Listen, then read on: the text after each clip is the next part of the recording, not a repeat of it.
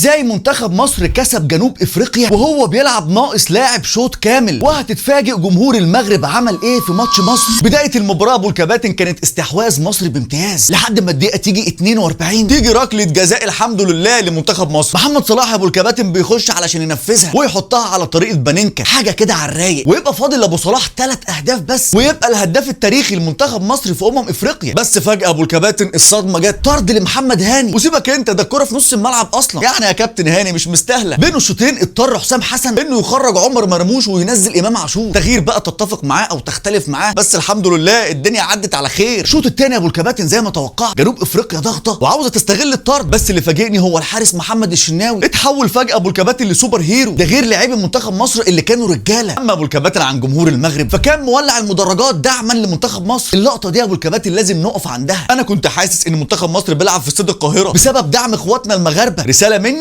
بنحبكم في الله. بكملت يعني ابو الكباتن الضغط والسكر يجي في الدقيقه 90 والحكم عاوز يحسب بنالتي لجنوب افريقيا، وبعد ما راح شافها في الفار جه قال لك مفيش بنالتي الحمد لله. الخلاصه بقى ابو الكباتن ان منتخب مصر كسب لان لعيبته كانت رجاله ب10 لاعبين ضد فريق منظم، وحاليا انت متصدر المجموعه ب6 نقاط، لو كمان بتتحسن كل مباراه فشابوه لمنتخب مصر. اهو كده ابو الكباتن انا ابتديت اتعشم. فانت لو هتوصف اداء منتخب مصر النهارده بكلمه واحده هتقول له ايه؟